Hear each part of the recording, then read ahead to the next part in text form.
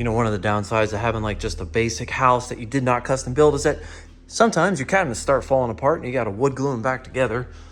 Like I've been doing, this is third one, that's the fourth one. So this one actually, it's a long story. Anyways, gluing them back together. Story time. A couple weeks ago, I was just minding my own business, driving to work, and then I got mugged, okay? I got robbed by the local mafia. This guy was using a LiDAR, and the problem with the LiDAR or lasers is that you don't really know that they're coming until you're hit. This isn't even what this video is about. This video is about Proxmox, okay? My Proxmox has died, and it runs my Home Assistant, which means I have no Home Assistant, and I just don't know what to do about that, because once you have Home Assistant just doing things in your life and it's gone, you just start freaking out. But anyways, boom, baby. TMG A17 Laser Defender, world's first smart laser defending system. Yes! This is going to take their stupid little LiDAR laser pointer thingies at me, and it's going to reflect them back, and it's going to say, no! These things. So these things mount on the front of the car. Look at that. This is going to detect, reflect, and jam all lasers pointed at my car. So that means next time those stupid motorcycle mafia people want to tag me with their stupid machines to give me their stupid road tax, they can screw off. Okay, I'm a little problem solved. Look what I'm dealing with. This is my server that I've been running. I've been testing. This is the Proxmox. This is the God damn it, what was it? Threadripper, whatever. I don't know, $39.90. I don't know what it is, but it's supposed to be super badass. Right now, I got shit ripped out of it. I got things pulled out. I'm trying to get this damn thing running. I got keyboards, and the whole thing is just a cluster F, you know? Okay. Settle down, Jason. Let me tell you a story. I'll make this really quick.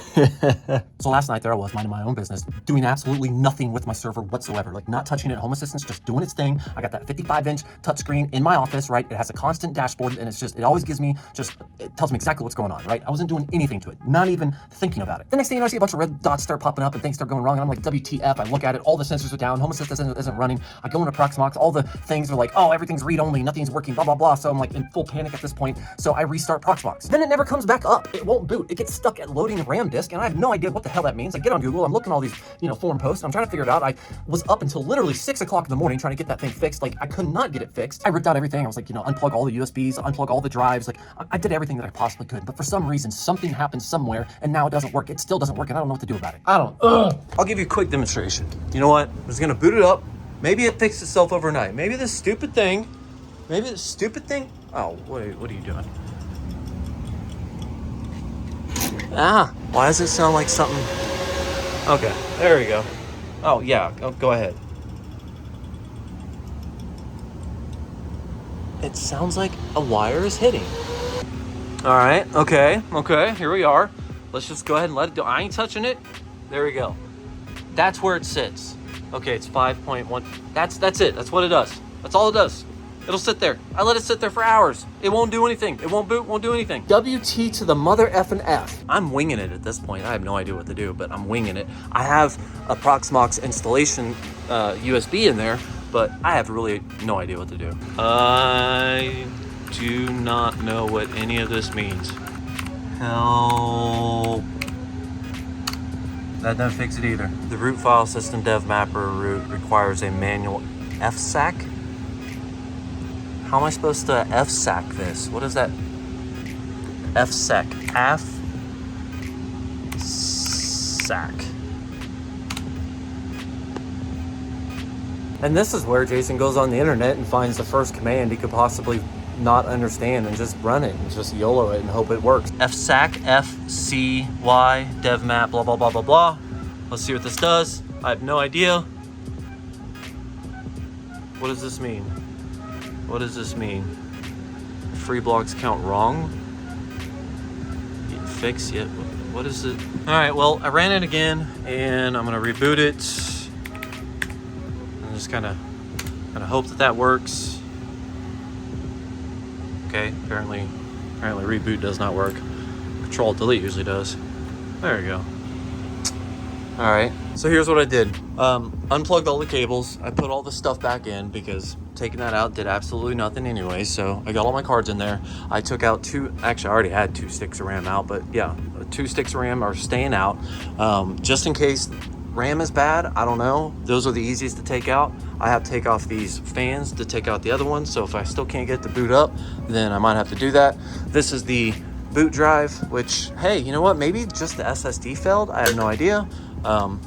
That's where I'm at right now. What really sucks about this is that Proxmox was running Home Assistant, which, you know, Home Assistant does all the Home Assistant things.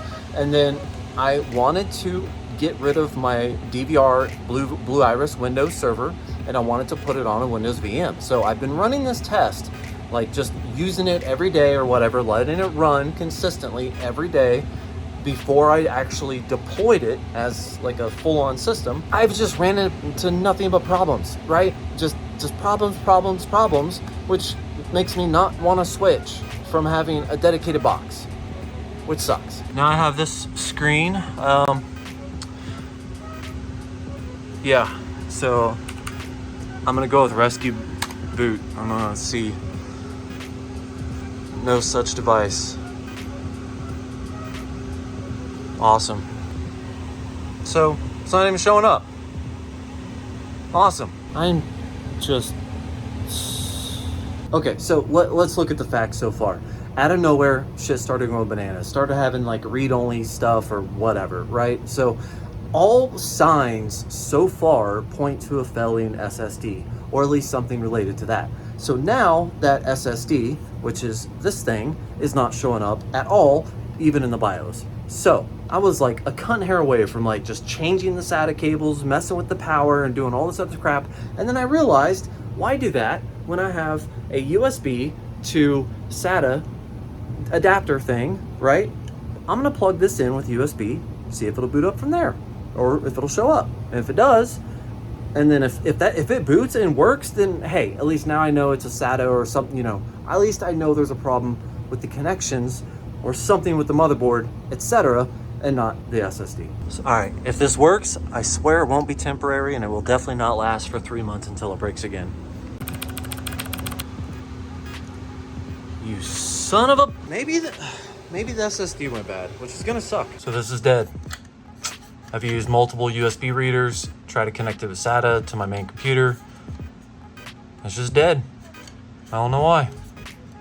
That really sucks. The path my mind is going down right now is that I can't read that SSD anymore. It's just dead.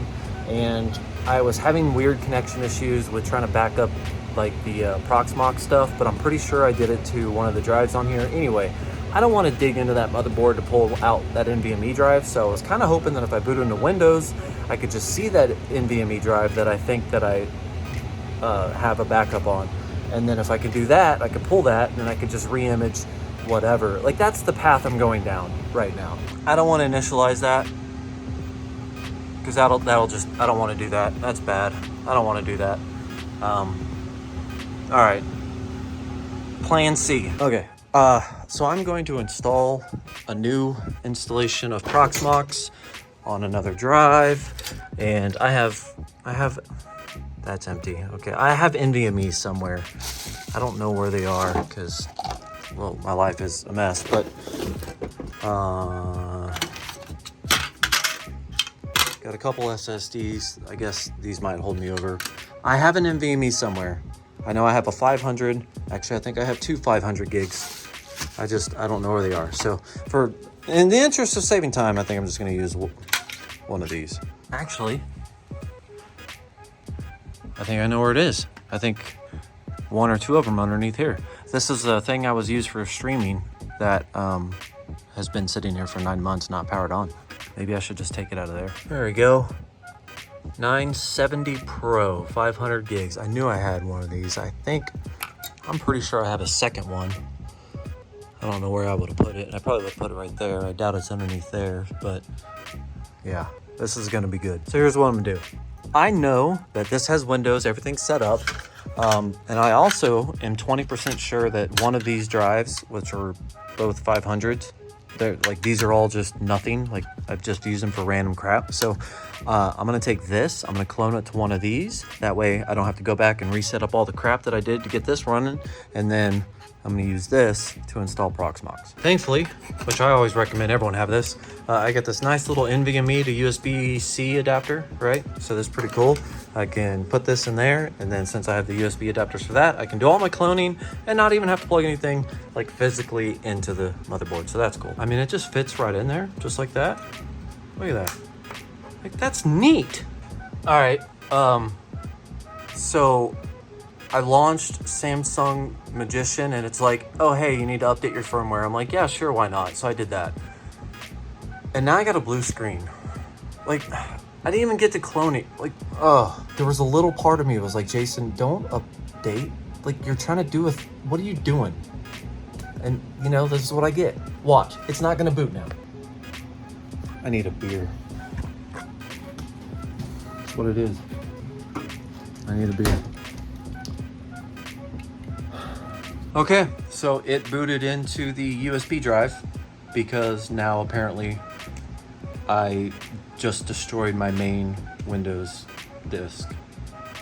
This is the one I was gonna clone. This is my life right now. Because I'm an idiot and I decided to update firmware, I am literally right now re-downloading Samsung Magician to try to see if I can rescue this. And this isn't even what I was trying to do. Why does stuff always go this way for me? I'm not even gonna get into what all I just did to get this back up and running, but it's now running and I'm cloning that drive and it's working so far. After I do this, I'm gonna use that SSD, the NVMe. I'm gonna install Proxmox on it. I'm gonna try to find my backup file and I'm going to try to restore it. And I'm just gonna kind of hope that all that works. So this is all running and everything. I got this copied over to another SSD, so now I can use this in here. However, I don't really have a spot to put it because there's 2 spots on the board and I'm pretty sure both of those are taken, so not gonna do that right now. But I'm gonna plug this in and put my RAM back in because if it was dead SSD, then my RAM's fine. And then I'm just gonna install Proxmox.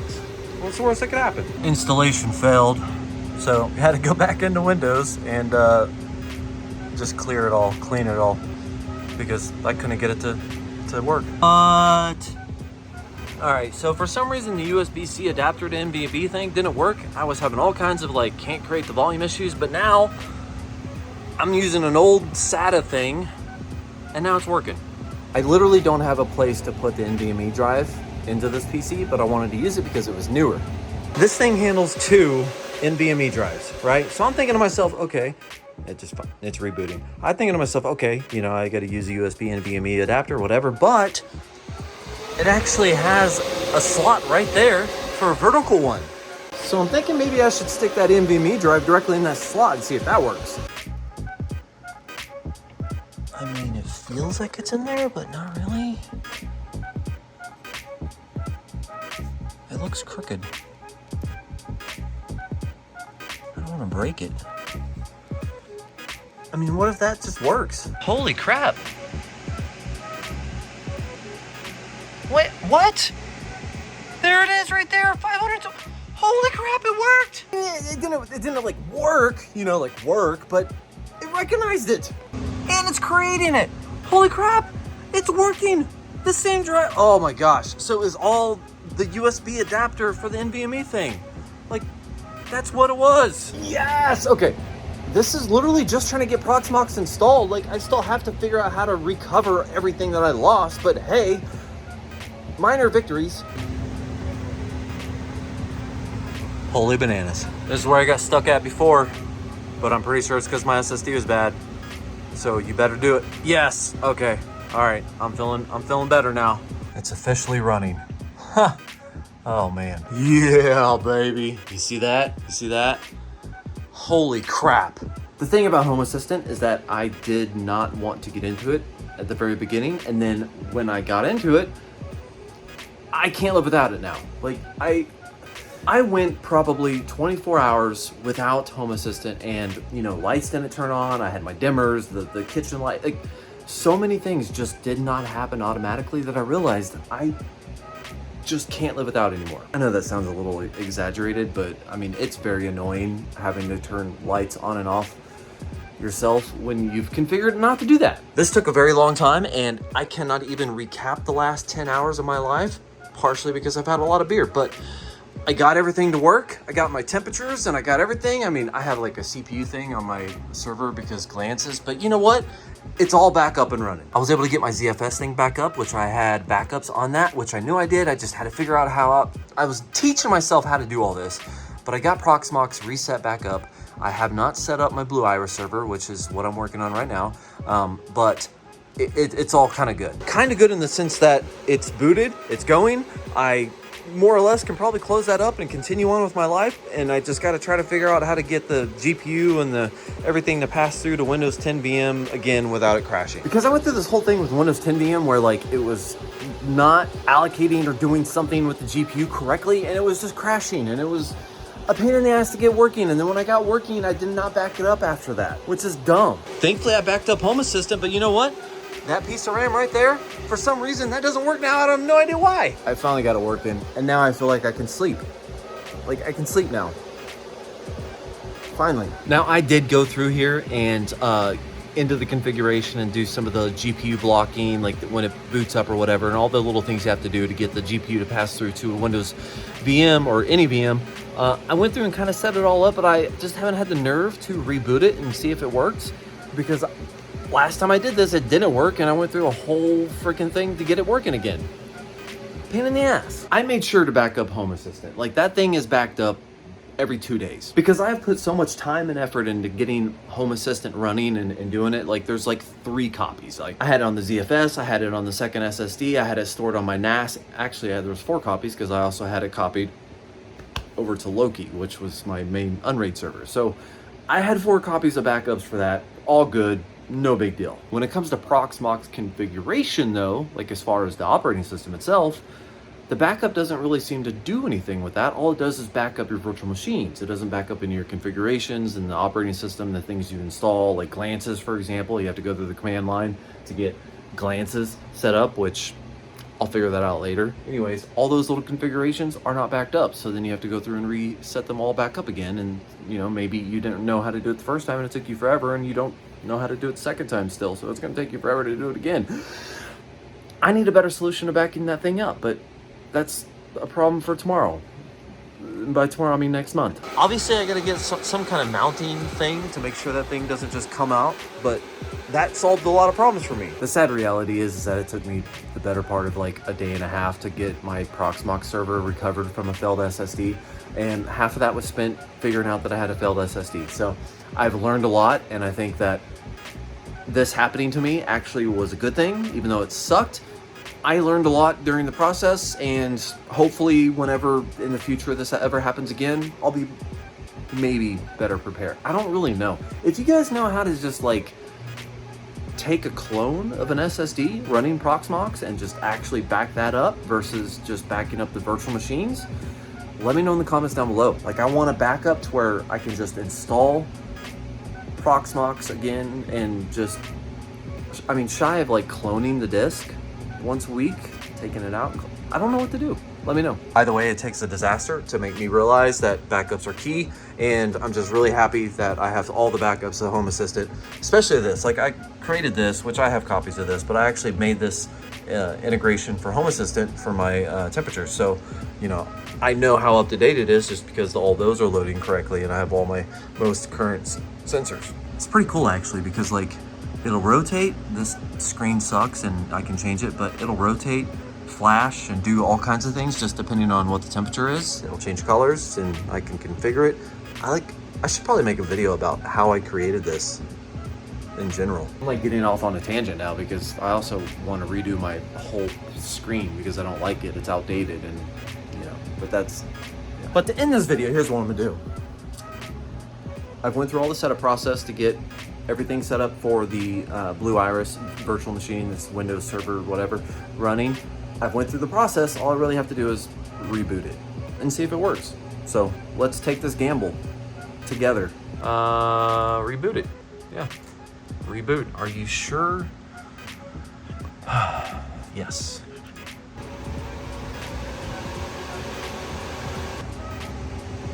when I started having issues, as soon as I started this, it would just max out in like resources and it would never actually boot. And then I went through this hellscape to get it working. So let's just go ahead and see if this starts.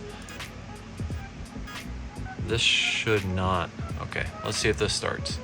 Oh yeah, and the memory would go like 95% whenever I try to start it. So, damn it. See? You see that? And I bet if I go check this monitor, it has like 2 dots on it or something, and it's not actually booting. Yep. Right back to square one.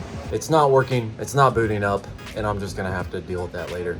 The whole idea was to just replace my Blue Iris server with a virtual machine, and one SSD died and my Home Assistant went down and my Blue Iris went down, and it just gives me more reasons to not put all my eggs in one basket. Here's the error.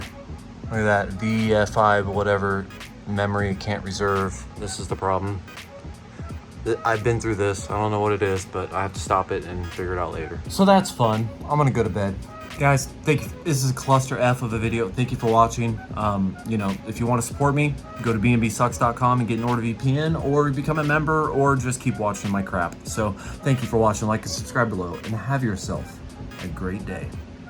Wait, is it day? Oh God, I think it's almost day.